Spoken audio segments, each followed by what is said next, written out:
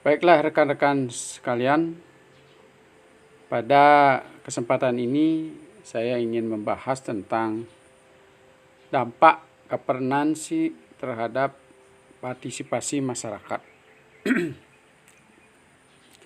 Jadi materi dalam pertemuan yang ke-6 ini akan menjelaskan bagaimana digital governance ini dapat berpengaruh terhadap peningkatan partisipasi masyarakat. Tapi sebelumnya marilah kita pahami dulu apa yang kita maksud dengan partisipasi. Yang pertama adalah partisipasi berarti apa yang kita jalankan adalah bagian dari usaha bersama yang dijalankan bahu-bahu untuk membangun masa depan bersama. Jadi konsep partisipasi ini harus kita pahami bahwa setiap usaha yang kita lakukan itu adalah sebagai usaha bersama. Dan kita juga fokuskan untuk mencapai tujuan bersama. Dengan demikian, konsep yang ditanamkan pada sistem digital kita, bagaimana supaya apa yang kita buat itu adalah untuk mencapai tujuan bersama, untuk memberikan pembelajaran secara bersama-sama, sehingga kita bisa mencapai konsep kebersamaan ini melalui digital. Kemudian partisipasi berarti pula sebagai kerja untuk mencapai tujuan bersama di antara semua warga atau dasar hak dan kewajiban yang sama untuk memberikan sumbangan demi terbinanya masa depan yang baru. Jadi ini sebagai konsep kerjasama. Apa yang kita bangun dalam sistem, yang kita tanamkan dalam sistem supaya bisa membangkitkan daya kreativitas bersama, daya kerja bersama daripada setiap orang yang tergabung dalam organisasi kita maupun di dalam setiap lembaga yang kita bangun, baik dunia usaha maupun pemerintah. Selanjutnya, partisipasi tidak hanya berarti mengambil bagian dari dalam pelaksanaan maupun dalam perencanaan pembangunan, tetapi memberikan sumbangan agar dapat memberi pengertian bahwa pembangunan, dalam pembangunan ini nilai-nilai manusia dan cita-cita mengenai keadilan sosial tetap dijunjung tinggi. Apapun proses yang dilakukan, baik dalam perencanaan maupun dalam pelaksanaan program pembangunan, adalah untuk bertujuan mencapai cita-cita kemanusiaan.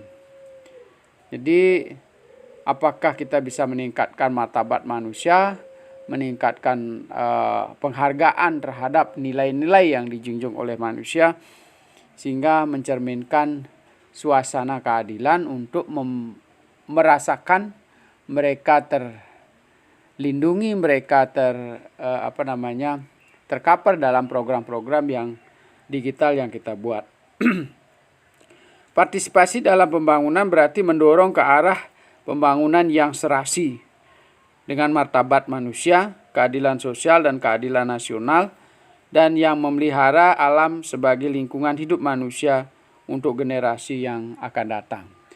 Jadi, apa yang kita konsepkan pada partisipasi yang keempat ini menyebutkan bahwa ternyata tidak saja keadilan sosial dan martabat manusia yang sekarang ini yang dijunjung, tetapi juga bagaimana mewujudkan sistem digital ini pada visi yang masa depan yang sangat jauh untuk meningkatkan kesejahteraan atau keadilan sosial bagi generasi yang akan datang.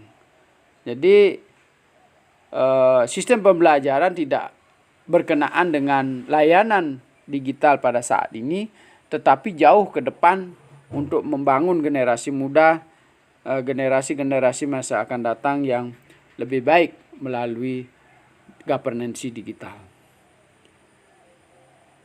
Kita simak pendapat ahli. Jadi di sini ada yang menyatakan bahwa partisipasi ada 3 tradisi konsep partisipasi yang terutama dikaitkan dengan pembangunan masyarakat. Ada partisipasi politik yang berkaitan dengan kontribusi masyarakat secara penuh terhadap kebijakan publik. baik dari sisi perencanaan, formulasi, ya, merumuskan kebijakan, keterlibatan mereka dalam suasana perumusan kebijakan, maupun dalam implementasi, termasuk dalam evaluasi kebijakan publik. Kemudian partisipasi sosial, bagaimana keterkaitan masyarakat yang tadi sudah merasakan adil, merasakan kerja bersama untuk mewujudkan sumbangsi sosialnya, bagaimana untuk membangun kekerabatan sosial sehingga bisa hidup bersama, bisa satu gerakan dalam pembangunan nasional, satu gerakan dalam kegiatan sosial, satu gerakan dalam membangun citra bangsa melalui pengembangan budaya bangsa. Kemudian yang ketiga adalah partisipasi warga atau citizenship. Nah, dalam setiap layanan publik, masyarakat itu harus dibangun rasa memilikinya, sense of belongingnya, sense of crisisnya, jadi kepekaan sosialnya terhadap berbagai persoalan untuk meningkatkan kualitas layanan. Jadi keterlibatan secara penuh dari masyarakat ini sangat diharapkan supaya bagaimana di dalam sistem layanan publik kita bisa meningkatkan kualitasnya, bisa menjangkau sebagian besar dari masyarakat dan memberi manfaat seluruh kepentingan masyarakat. Nah, kita sekarang khusus membahas tentang partisipasi masyarakat pada kebijakan publik. Nah, dalam partisipasi ini ya bisa dilakukan secara penuh. Ya, misalnya dalam kita bahas misalnya dalam lingkup yang sempit, keputusan itu dibuat oleh pemerintah dan kelompok kepentingan yang terpilih. Nah, itu kalau kita lihat keterlibatan penuh, ternyata keputusan itu dikerjakan oleh kelompok yang terlibat dalam pengambilan keputusan. Tentu jumlahnya tidak banyak ya.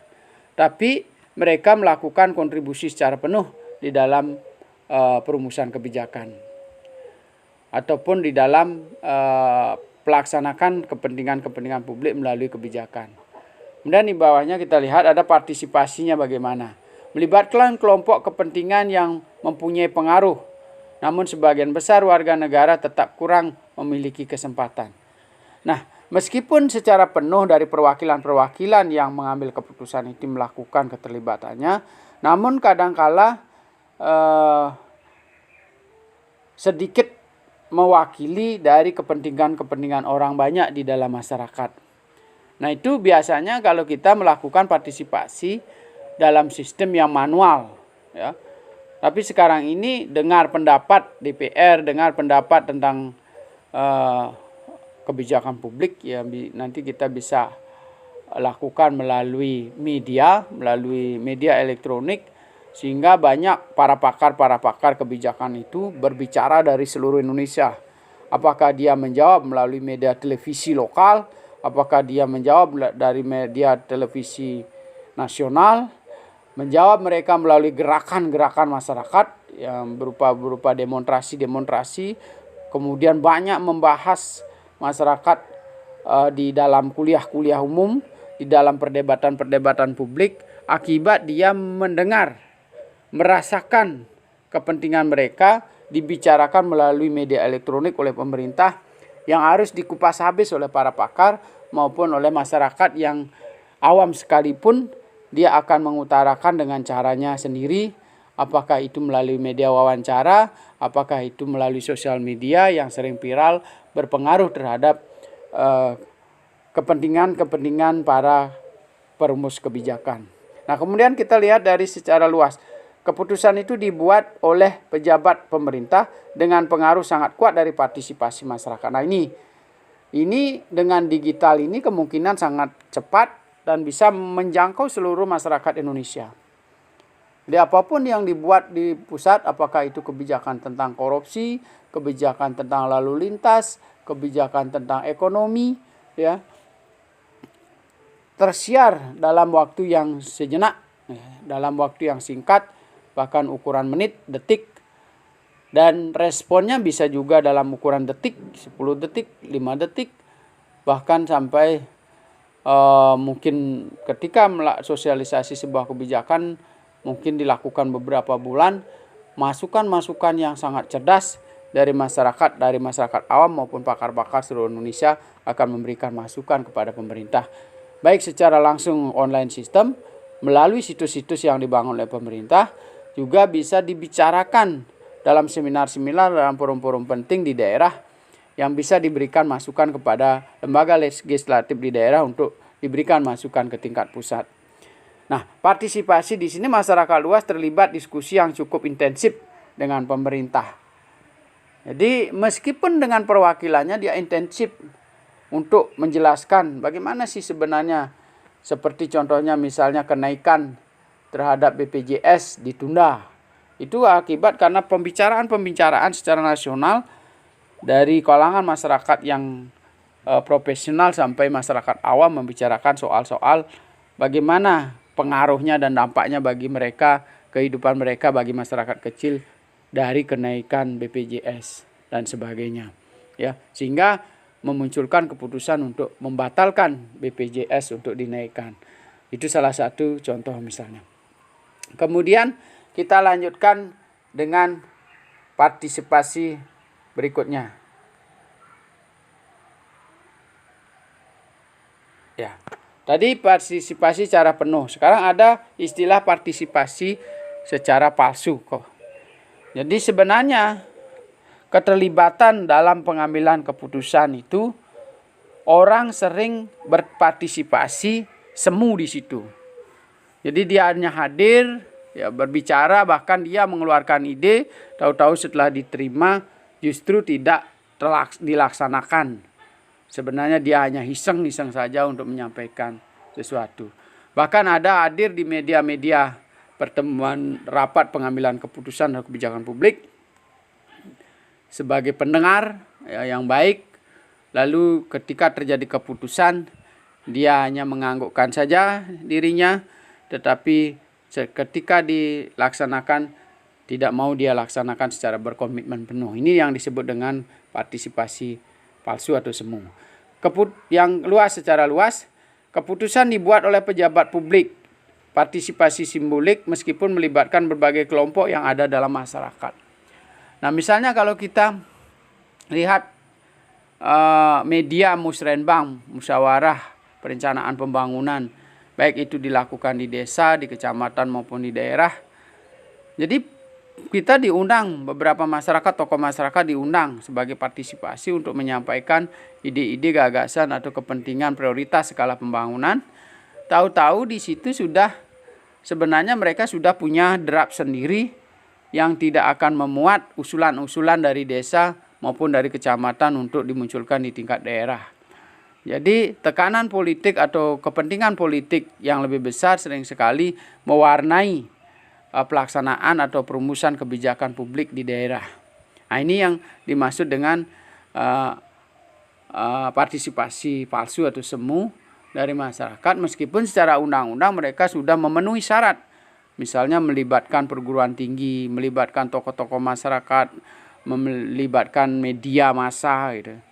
Mereka semua sudah mengeluarkan pendapatnya untuk tidak menyetujui atau menyetujui pendapat seseorang untuk dirumuskan sebagai kebijakan. Tapi sering sekali yang muncul apa yang dibicarakan di tingkat musrenbang itu tidak muncul sebagai keputusan dalam hasil kebijakan-kebijakan publik di daerah.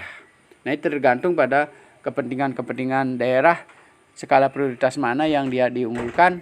Dalam tanda petik, daerah itu adalah perwakilan politik yang notabene mereka masih punya kepentingan-kepentingan tersendiri untuk membesarkan konstituen mereka.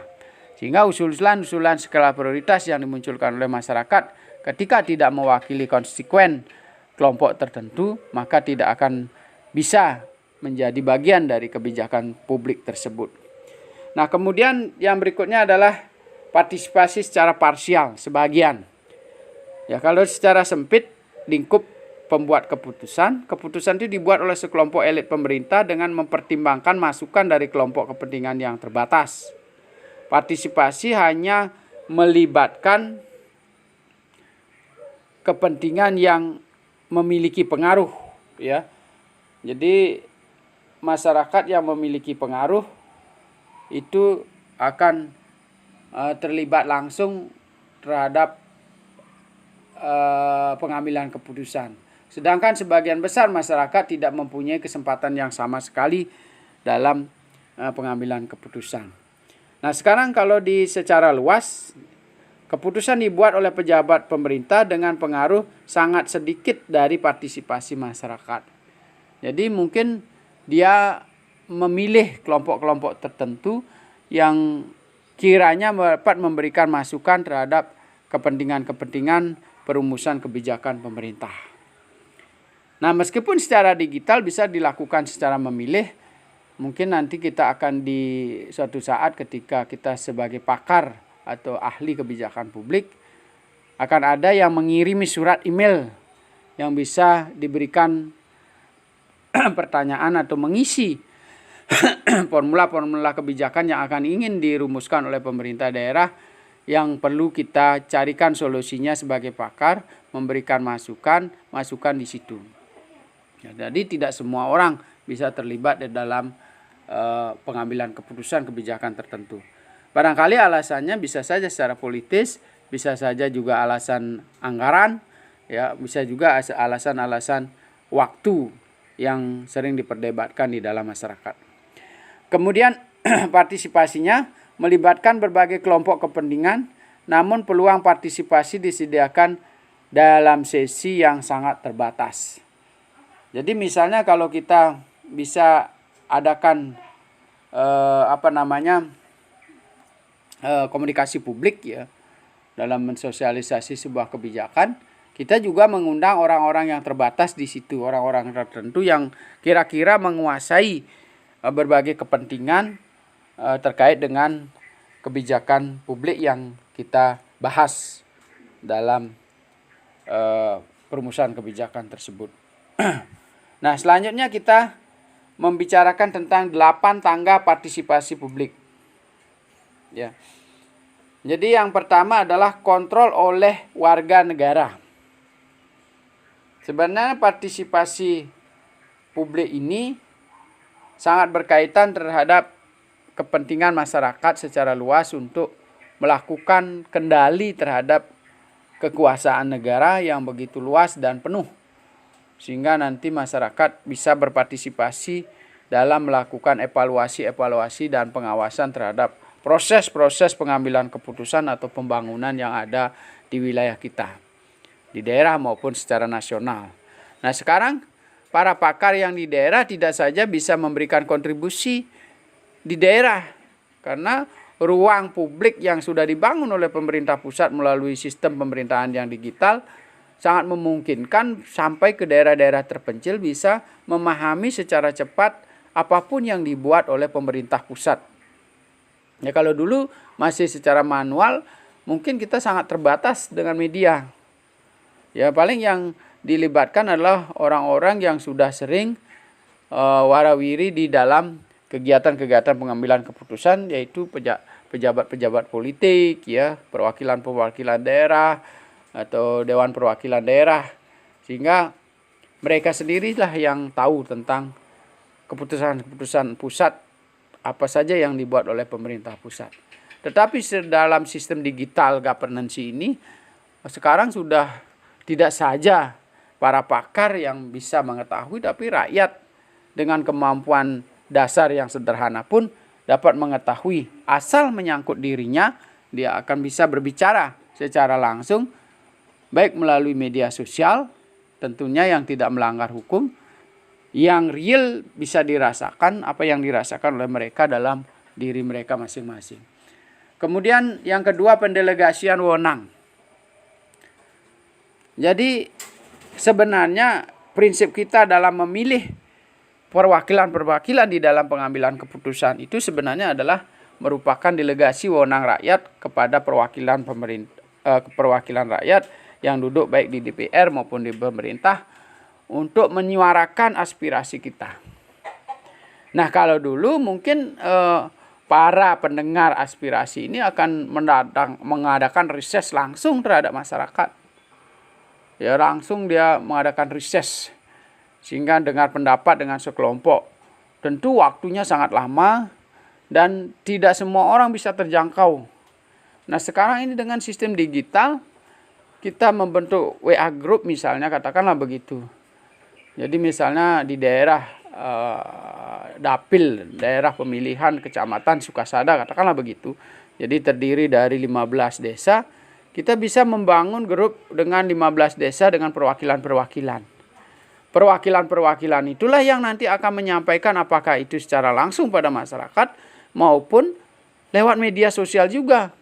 Sehingga terjaringlah aspirasi-aspirasi di desa-desa tersebut, di 15 desa tersebut dalam waktu yang relatif singkat, tidak sampai 1 hari, bahkan bisa sampai dalam hitungan jam sudah terkumpul aspirasi-aspirasi yang ada di 15 desa tersebut.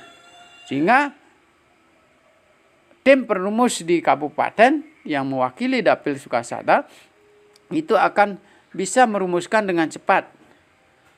Ya, apa sih kepentingan-kepentingan yang didelegasikan oleh masyarakat Sukasada melalui wakilnya untuk dibicarakan di tingkat pengambilan keputusan di kabupaten atau di daerah. Nah, inilah sangat urgen. Saya berharap nanti para pengambil keputusan ini memanfaatkan governance digital ini. Kalau ada yang lebih murah, ngapain kita pilih yang lebih mahal? Sehingga anggaran-anggaran yang kita gunakan, yang kemarinnya pakai konsumsi, mengadakan reses di mana-mana, bisa dipergunakan untuk membantu kepentingan-kepentingan real di tingkat masyarakat. Misalnya pembangunan jembatan desa, ya, misalnya perataan semenisasi dan sebagainya, itu bisa kita alihkan ke situ. Jadi kalau setiap komponen dalam pengambilan keputusan bisa menggunakan sistem digital ini dengan baik, maka efisiensi di bidang anggaran itu akan semakin meningkat. Yang ketiga, kemitraan. Partisipasi ini juga bisa membangun kemitraan bagi kelompok-kelompok yang ingin bermitra kerja dengan pemerintah maupun swasta. Jadi pemerintah membangun sistem-sistem sebagai principal agent, ya, pembuat prinsip-prinsip, pembuat aturan-aturan. Kemudian masyarakat sebagai agensi, ya, orang-orang yang akan mengerjakan ataupun lembaga-lembaga yang akan berkontribusi cukup baik terhadap program-program yang dicanangkan oleh pemerintah melalui kebijakan publik. Nah, itu sehingga nanti kita bisa bermitra kerja antara pemerintah dengan swasta, pemerintah dengan kelompok masyarakat yang bisa dilakukan secara cepat. Prinsip-prinsipnya, syarat-syaratnya bisa disampaikan secara cepat melalui media, internet ataupun media digital. Lalu prosesnya mungkin bisa dilakukan secara manual oleh masing-masing pihak yang berkepentingan untuk melakukan mitra. Kemudian yang berikutnya adalah konsensi. Jadi bagaimana setiap komponen yang ada di dalam masyarakat itu bisa melakukan partisipasi secara simbolik, ya. Jadi mensepakati, ya, mendukung, ya, keputusan-keputusan publik yang notabene diambil oleh para perwakilan dalam pengambilan keputusan pemerintah atau keputusan-keputusan politik. Kemudian kita bisa juga melakukan konsultasi, ya. Jadi dengan berkonsultasi saja, ya, untuk membahas suatu permasalahan tertentu yang ada di dalam masyarakat, masyarakat sudah berpartisipasi. Jadi dengan kesederhanaan yang sederhana, masalah yang sederhana dia ungkapkan, bisa mempengaruhi keputusan-keputusan publik penting. Misalnya ketidakmampuan masyarakat secara ekonomi dalam menangani masalah kesehatannya, dia bercerita di media-media, mungkin dia merekam dirinya melalui HP anaknya, lalu diupload keadaannya sekarang seperti apa, ya. Kemudian juga orang miskin mengalami masalah disabilitas, tapi dia tidak punya media, orang lain yang merekamnya, ya, lalu disampaikan pada pihak-pihak tertentu yang berkepentingan untuk mengambil keputusan, menghasilkanlah semacam kepentingan atau kepedulian dari semua kelompok masyarakat terhadap disabilitas yang disabilitas yang ditangani oleh media sederhana, sehingga membangkitkan rasa sosial, kepedulian sosial dari para pengambil keputusan. Pemberian informasi ini juga sangat penting dan sangat cepat dibantu oleh digital.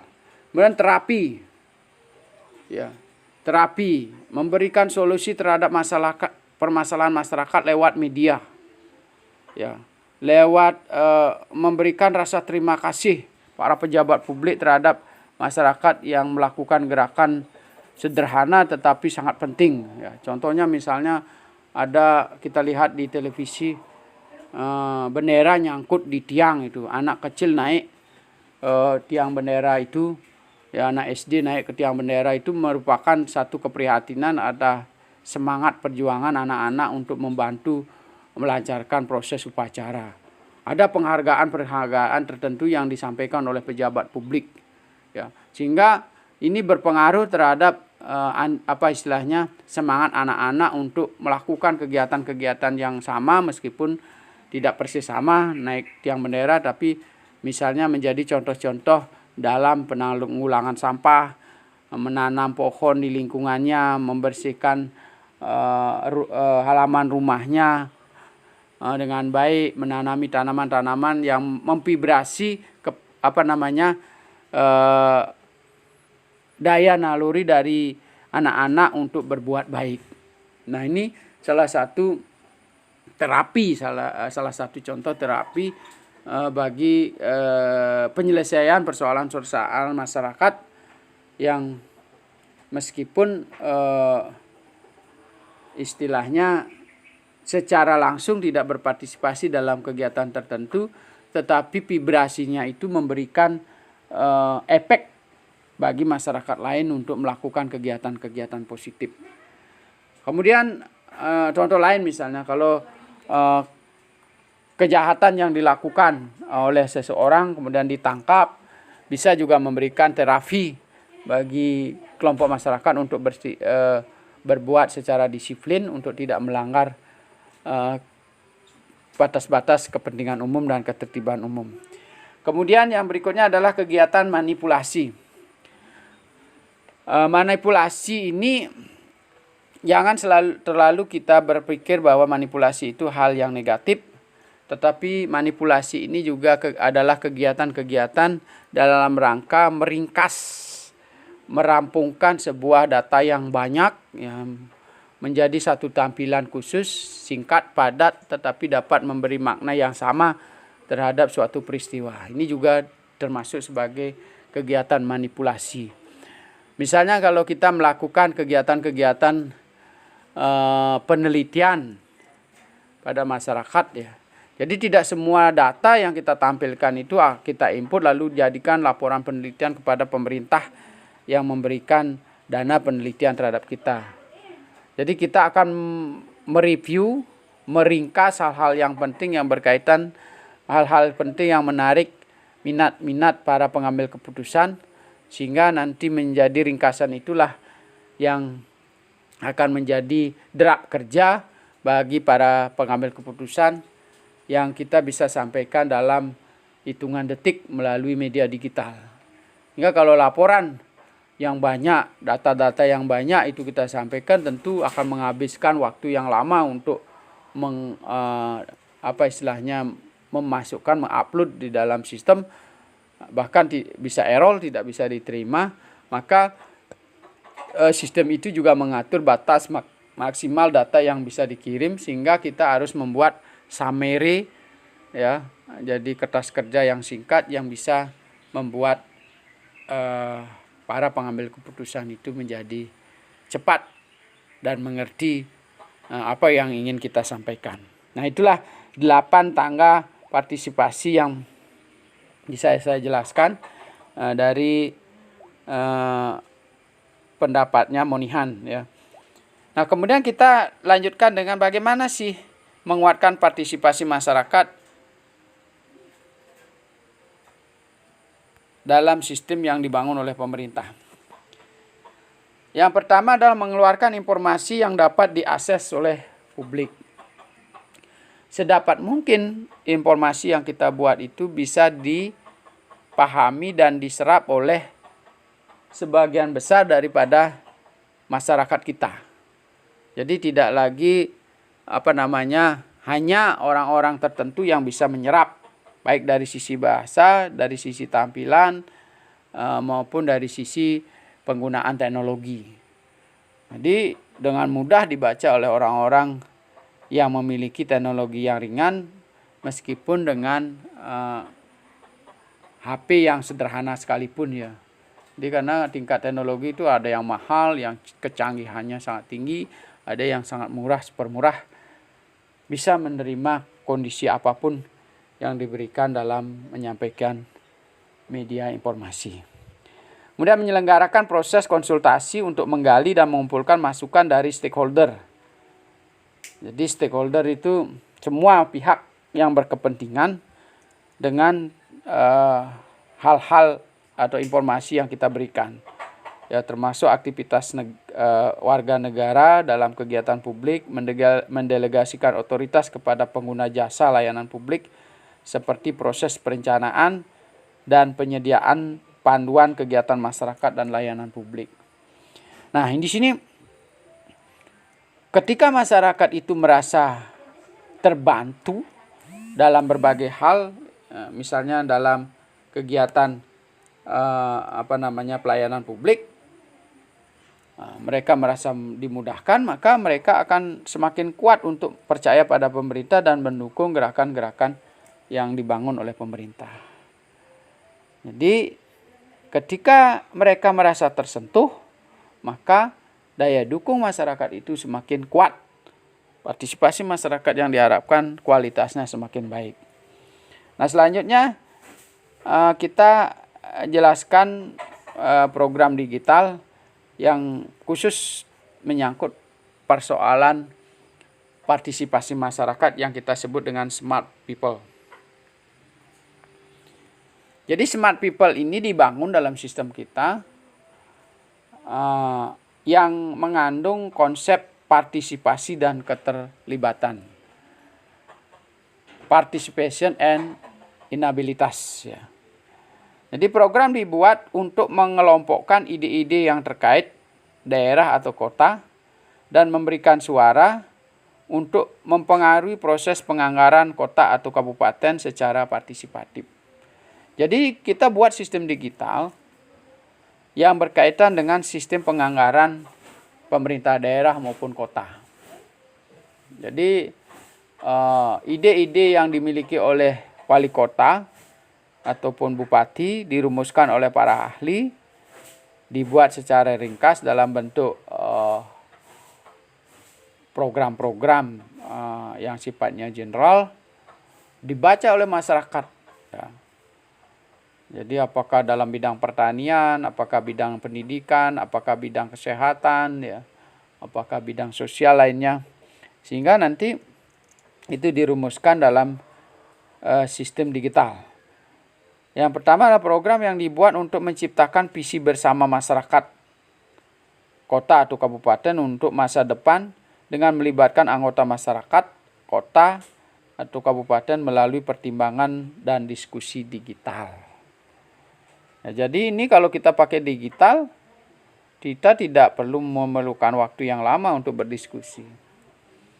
Bisa di follow up langsung, bisa bertransaksi data dan informasi. Ya. Dari Kabupaten Buleleng katakanlah begitu, bisa dari 9 kecamatan, ya masing-masing itu nanti bisa memberikan kontribusi data dan saling bertukar pikiran dalam proses tersebut, termasuk include di dalam penyampaian datanya. Yang penting ini komitmen, ya. Ini sekarang sangat mudah dilakukan, tetapi sekali lagi komitmen.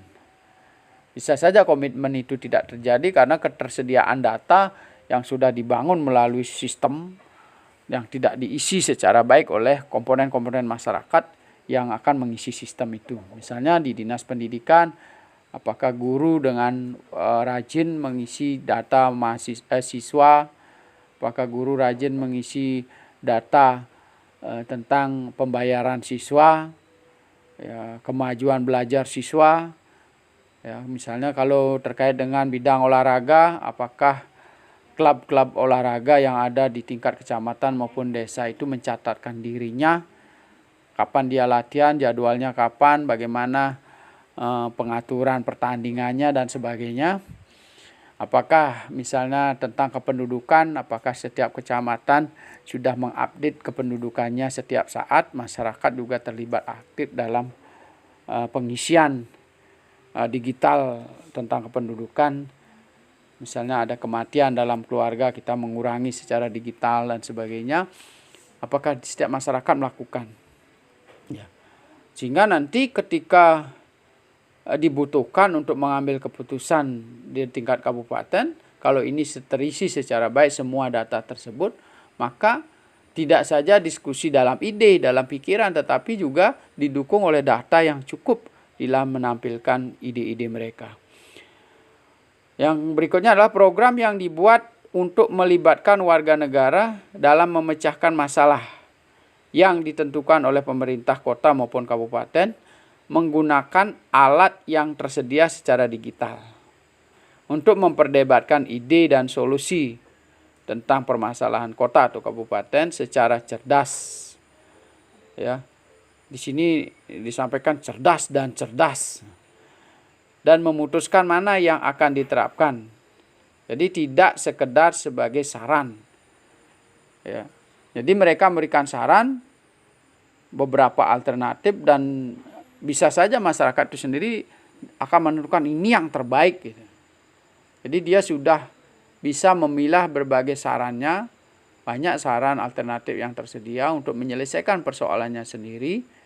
Sebenarnya ini kan persoalannya sendiri, tapi karena anggarannya di kabupaten, maka melalui kontribusi partisipasi ide, dia sampaikan, kabupaten mengolahnya di atas dengan mendekatkan dengan anggaran, maka problem sosial, problem pendudukan yang ada di masyarakat suatu desa bisa terselesaikan dengan diskusi-diskusi yang cerdas melalui media digital.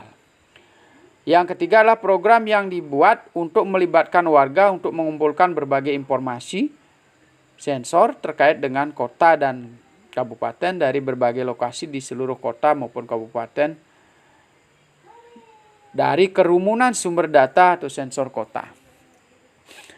Jadi bisa saja kita sebut sensor kota itu adalah semacam media digital yang dibuat untuk mewacanakan atau mencari berbagai persoalan-persoalan yang ada di masyarakat desa yang ingin disampaikan melalui media digital.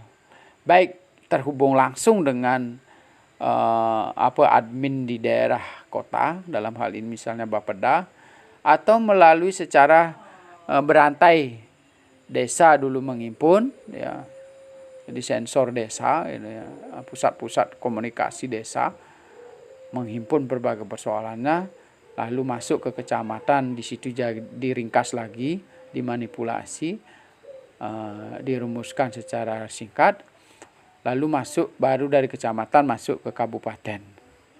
Nah, itulah yang cikal bakal dari smart people yang ingin dibangun melalui media digital. Nah, sekarang kita lanjutkan lagi tentang smart people ini. Program diluncurkan oleh kota kabupaten untuk memanfaatkan pengetahuan kolektif warga kota atau kabupaten tentang isu-isu terkait kota ataupun kabupaten. Ya, jadi di sini misalnya program-program ini diluncurkan kalau kita kebetulan di kota, ya, untuk membahas persoalan-persoalan yang ada di kota kecamatan. Ya. Lalu pemerintah juga ingin memperluas kita supaya bisa merasakan seperti sekarang kan sudah tidak ada perbedaan antara pelayanan di kota maupun di desa. Ya, malah sekarang dengan dunia digital ini justru di desa makin lebih maju daripada di kota. Misalnya seperti di daerah Wonogiri yang dilintasi oleh pariwisata. Kita tidak membayangkan bahwa pariwisata di situ sangat becubel gitu ya, menghasilkan pendapatan yang lebih besar dibandingkan dengan kota. Jadi kota kita misalnya di Singaraja sepertinya tidak banyak perubahan, kecuali perubahan makin banyaknya sampah dan kasus-kasus demam berdarah, kan gitu ya, yang arahnya tidak signifikan perubahan-perubahan yang dibangun. Nah sekarang kalau di desa-desa yang dilintasi oleh pariwisata, ini juga akibat kemajuan dunia digital yang mempromosikan desa itu ibarat tambang emas yang bisa dibangun melalui desa-desa terpencil, yang bisa membangkitkan motivasi orang untuk berkunjung, motivasi untuk orang untuk berubah, motivasi orang untuk berpartisipasi secara maksimal dalam perubahan wajah pedesaan. Bisa juga ada garmen-garmen di tingkat pedesaan dia jual dari desa untuk menuju kota besar. Tidak saja kota besar, tetapi bisa juga langsung ke luar negeri dia mengepaknya di tingkat desa. Pelayanan pengiriman uang di tingkat desa. Jadi sekarang sudah LPD di tingkat desa. Dengan kemajuan digital dia sudah bisa melayani pengiriman uang, penyimpanan uang sampai ke luar negeri. Ini sangat-sangat penting kemajuan digital ini. Jangan sampai kalangan pemerintah justru sangat terlambat di bidang itu. Ya, apa yang bisa mudah dilakukan, ya, DPR yang mudah dilakukan untuk menggali aspirasi melalui media, lakukan dengan media. Jadi kampanye pun bisa dilakukan melalui media. Tapi kita harus belajar bagaimana dia menampilkan melalui media supaya kelihatan kesungguhan mereka, kejujuran mereka tertampilkan melalui media. Jangan sampai hanya terlihat olok-olok saja. Hasil yang terciptakan itu tidak didukung oleh data. Jadi misalnya kalau kita akan membangun inovasi-inovasi daya kreatif remaja, gitu misalnya.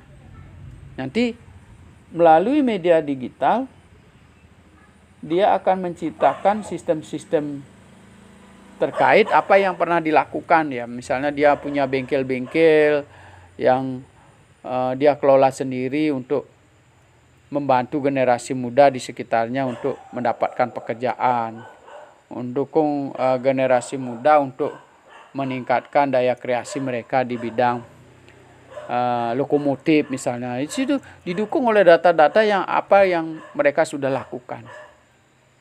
Misalnya terkait dengan pendidikan moral masyarakat, bagaimana dia mendatangkan para penceramah agama ke sekolah-sekolah, dia sendiri yang mensponsori, itu kan bisa direkam dan ditunjukkan pada kampanye mereka melalui digital.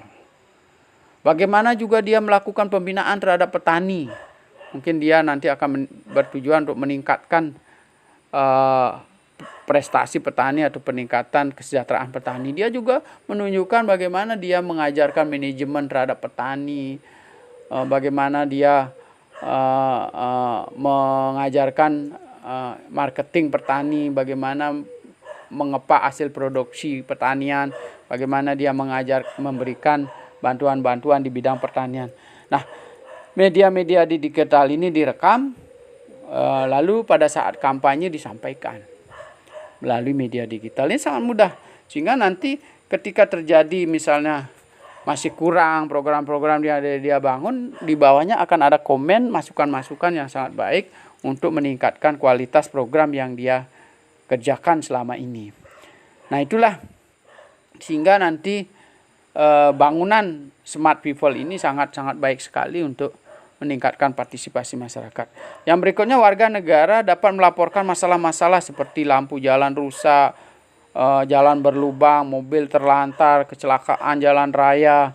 Dan program-program dibuat untuk mengajukan dan mengomentari, berdebat dan memilih ide untuk memperbaiki berbagai aspek yang terjadi di wilayah kota, desa maupun di kabupaten, di seluruh wilayah kabupaten.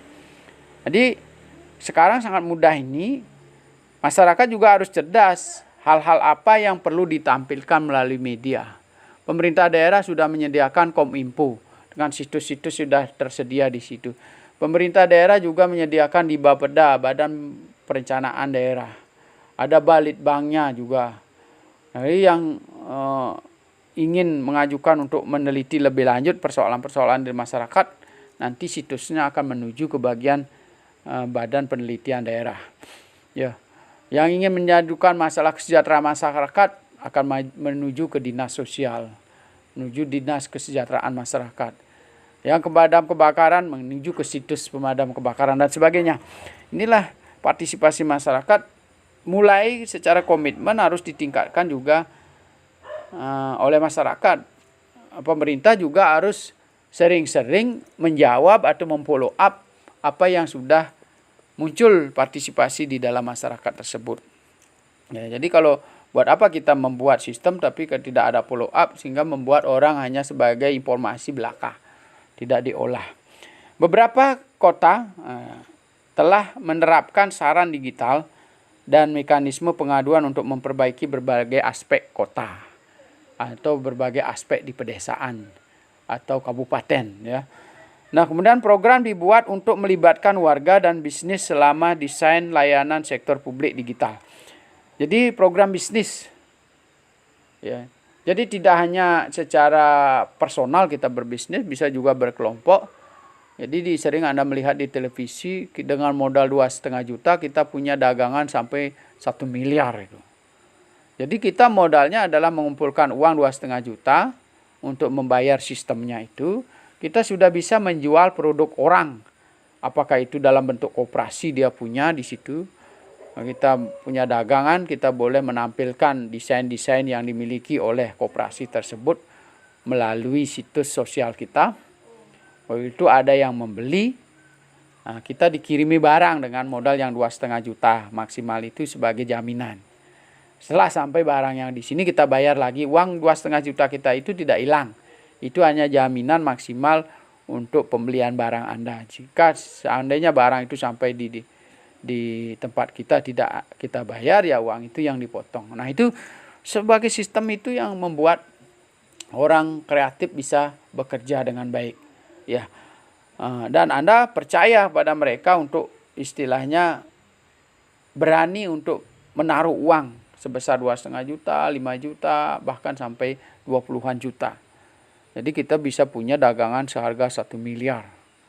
Ya, semua produk yang dijual oleh koperasi atau sistem layanan marketing melalui online ini bisa kita jual melalui situs kita.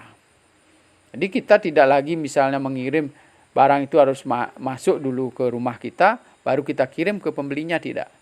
Bisa saja kita memberikan alamatnya, uang kita kirim, atau apa istilahnya, orang yang memesan itu mengirim uang ke kita, ya, lalu setelah barangnya sampai di tempat orang yang memesan, baru uang kita kirim ke tempat pensuplai. Nah, ini bisa dilakukan secara sedemikian rupa. Smart People ini sangat membantu. Nanti Smart People ada Smart Village, ya, Smart Desa, bisa juga Smart Kota, bisa juga Smart Kecamatan, ya. Kita bisa buat sedemikian rupa sehingga layanan dalam sistem-sistem layanan pemerintah itu bisa dilaksanakan secara cepat. Kemudian program berbagai mekanisme online dan offline dapat digunakan untuk memperbaiki desain layanan masyarakat melalui dialog antara produsen, konsumen, layanan publik digital. Jadi dialog-dialog yang bisa dibangun melalui media digital, apakah secara offline nanti kalau tidak boleh terbaca oleh banyak orang, kita akan offline, ya, dengan melalui HP manual. Jadi kita berdiskusi tentang produk yang terlihat di media sosial, tentang produk pemerintah yang terlihat di website pemerintah. Kita bisa berhubungan langsung dengan admin atau bahkan pejabat yang ada di lingkungan pemerintah daerah yang menyelenggarakan layanan publik tertentu. Nah, ini sangat mudah. Jadi kita tidak dibatasi oleh ruang jabatan, ya, kita bisa berbicara secara langsung. Yang penting tidak melanggar hukum dan benar-benar kita komitmen untuk memperbaiki sistem layanan dan benar-benar kita memang membutuhkan layanan itu. Jadi meskipun disediakan secara digital, kita juga harus komitmen. Jangan sampai kita mengolok-olok, misalnya tentang kebakaran, kita mengundang pemadam kebakaran, lalu sampai di tempat tidak ada kebakaran. Ya, kita mengundang lalu lintas tentang kecelakaan. Begitu dijajagi di situ tidak ada kecelakaan. Ini juga diperlukan kejujuran di dalam menggunakan digitalisasi. Sebaliknya dulu juga dari media pelayanan. Kita katanya menyediakan bidang layanan banyak di situ. Setelah masyarakat datang, tidak ada layanan yang disediakan oleh media digital tersebut. Jadi ini dibutuhkan juga komitmen daripada para penyelenggara maupun masyarakat yang menggunakan layanan digital.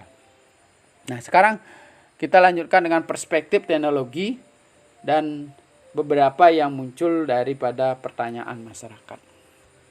Secara global, ya, jadi beberapa pertanyaan yang sering muncul di dalam layanan masyarakat, ya.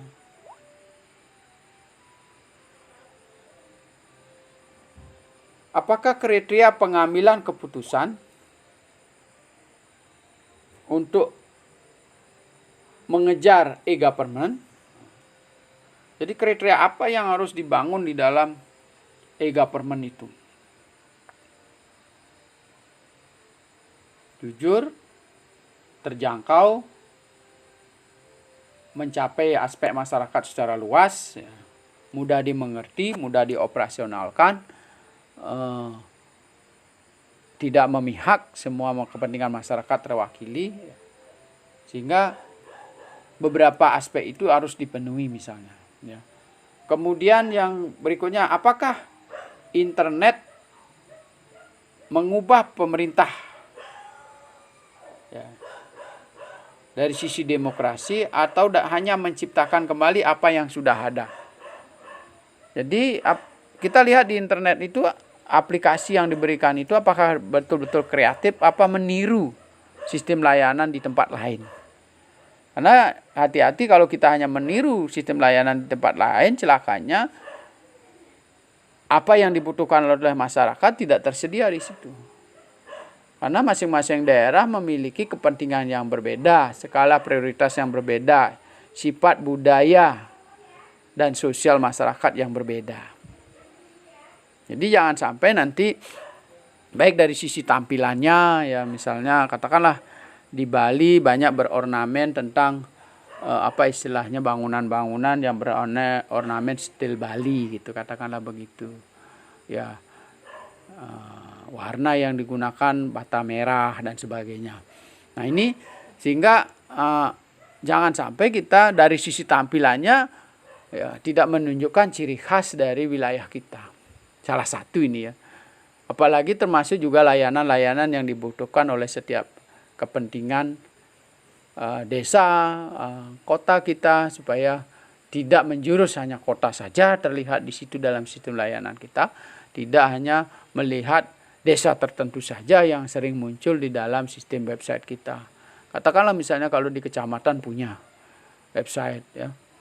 Jadi karena desa tertentu, desa A yang paling rajin melakukan kegiatan, paling rajin membuat dokumentasi, maka desa itulah yang muncul sering di situs pemerintah kecamatan.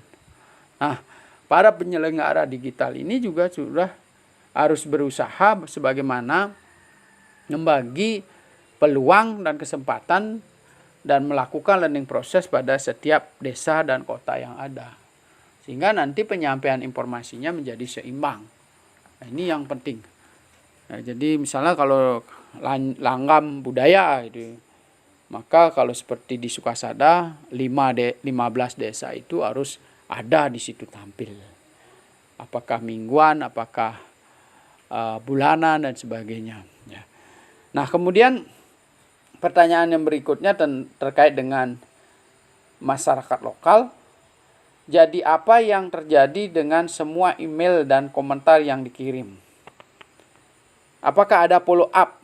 Nah ini pertanyaannya sering yang terjadi. Kalau saya memberikan kontribusi, ya kalau dibaca, ya, nanti dilewatkan saja. Rugi saya berpikir keras-keras, rugi saya mengirim data. Ya kalau ya masyarakat iseng, bolehlah tidak dihiraukan. Tapi masyarakat kadang-kadang memberikan kontribusi secara serius. Misalnya dalam kali kita interaktif di radio, katakanlah begitu.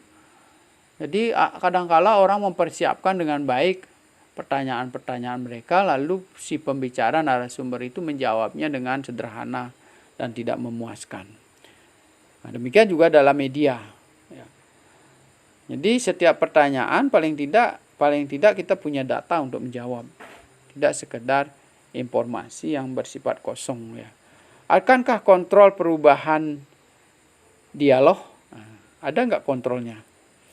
Akankah kita lebih percaya pada pemerintah?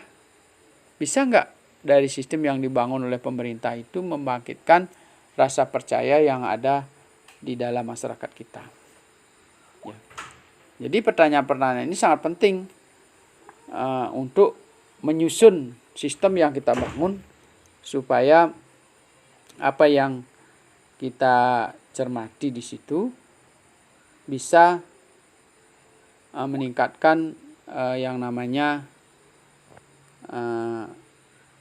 kepercayaan atau rasa percaya dari masyarakat kepada pemerintah. Nah, kurang lebih fokus daripada smart people ini dalam membangun kota atau kabupaten adalah untuk meningkatkan inovasi dan partisipasi masyarakat, ya. Yaitu ada 3 fokusnya. Pertama adalah smart government, smart economy, dan smart people. Jadi smart government dalam rangka meningkatkan kualitas layanan pemerintah terhadap sistem-sistem atau unit-unit yang dibangun di dalam pemerintahan itu sendiri. Jadi misalnya Bapeda sebagai perancang pembangunan, bagaimana hubungan keterkaitan dengan dinas-dinas yang lain. Nah, ini smart governance, tata kelola pemerintahan ini apakah bisa dibangun melalui digital dengan baik. Ya. Jadi penyampaian informasi, penyampaian program, penyampaian indikator-indikator pembangunan, penyampaian program-program kerja, visi-visi dan misi kerja pemerintah daerah, apakah semua sudah masuk di dalam sistem yang dibangun oleh dinas dan unit-unit di situ.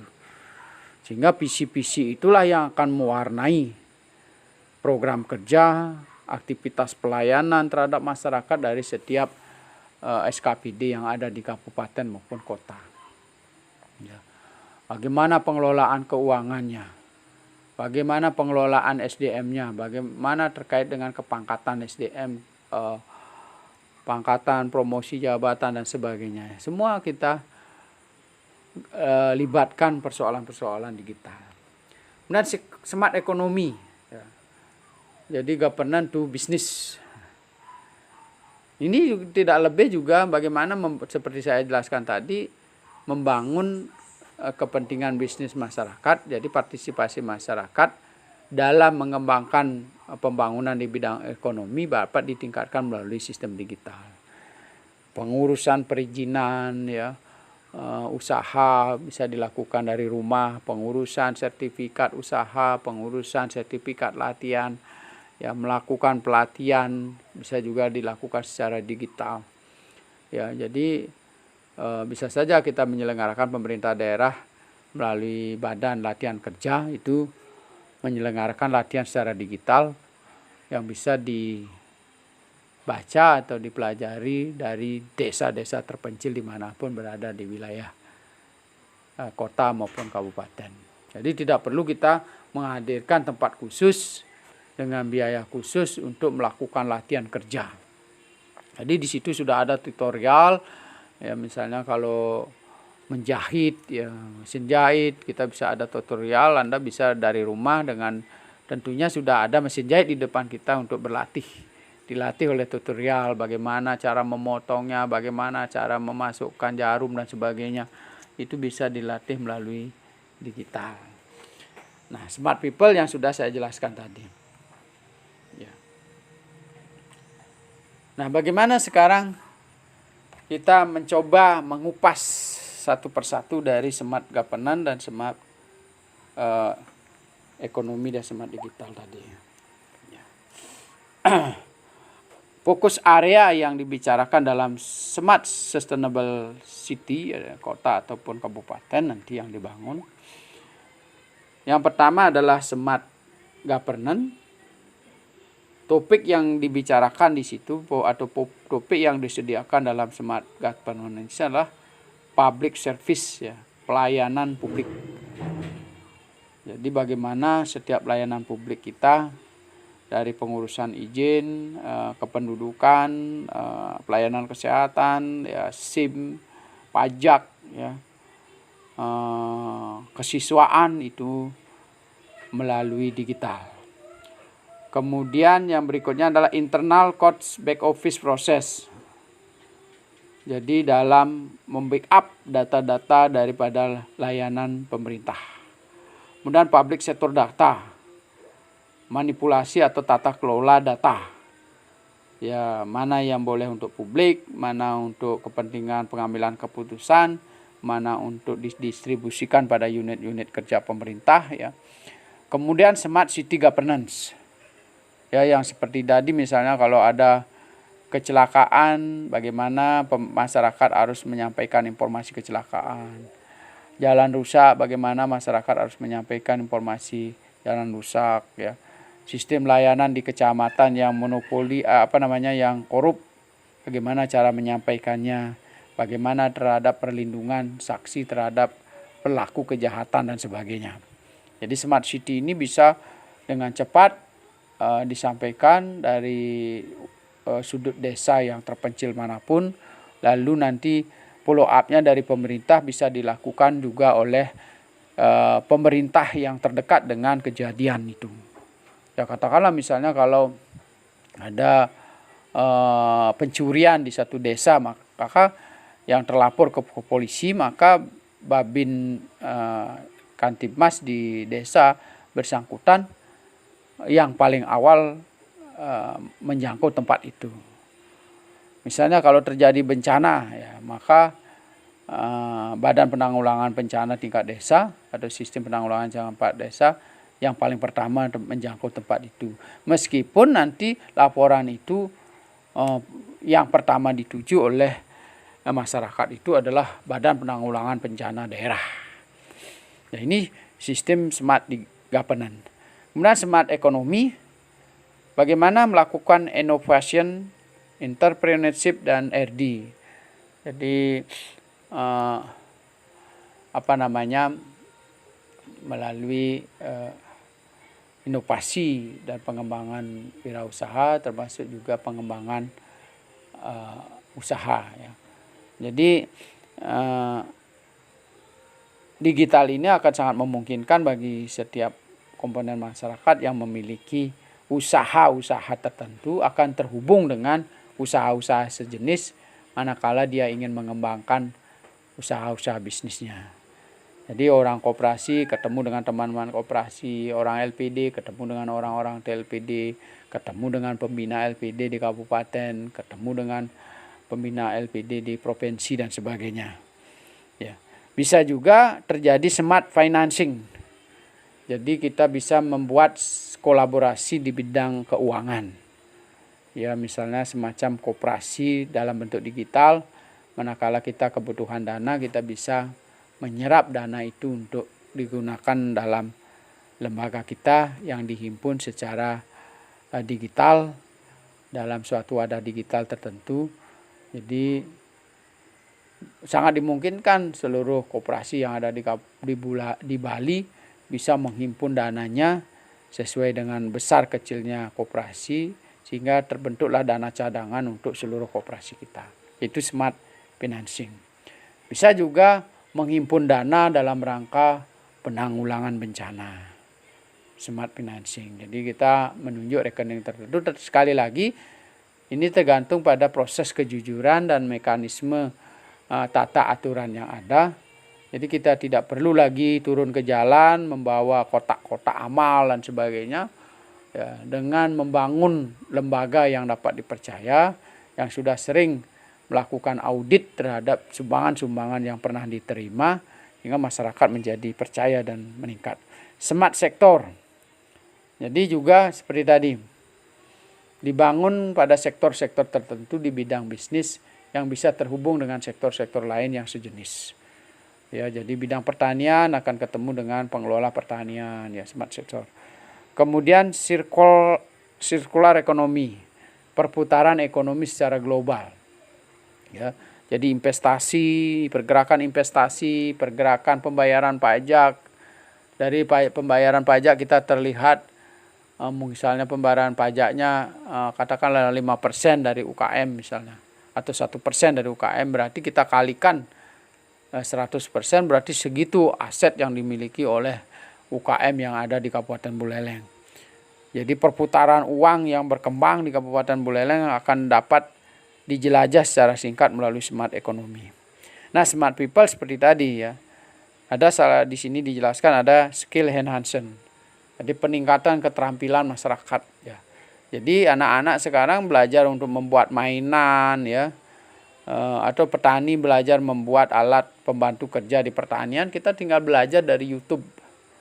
Ya, pemerintah menyediakan sarana-sarana belajar yang mudah untuk meningkatkan kapasitas masyarakat, meningkatkan keterampilan kerjanya. Apakah di bidang lokomotif, di bidang pertanian, mengolah hasil pertanian, mengolah coklat, mengolah duren. Pemerintah lah yang harus menyediakan dengan situs-situs yang resmi, dengan menggali orang-orang yang memang profesional di bidang pengelolaan.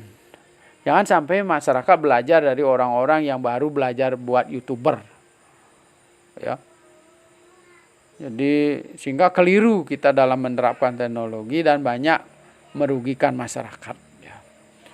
Jadi pemerintah membuat media belajar seperti sekarang, dia memilih guru-guru yang profesional di tingkat nasional, apakah itu ditayangkan di televisi, apakah itu ditayangkan di media online, situs-situs pemerintah resmi, sehingga nanti masyarakat tidak keliru dalam pembelajaran. Kemudian smart health, ya, layanan kesehatan, ya, konsultasi kesehatan, baik oleh dokter, bidan-bidan yang profesional yang disediakan oleh dinas kesehatan yang bisa membentuk smart kesehatan ya. Kemudian yang terakhir adalah smart edukasi ya tadi. Jadi di bidang pendidikan pemerintah menyediakan guru-guru yang profesional untuk melakukan pekerjaan-pekerjaannya sehingga nanti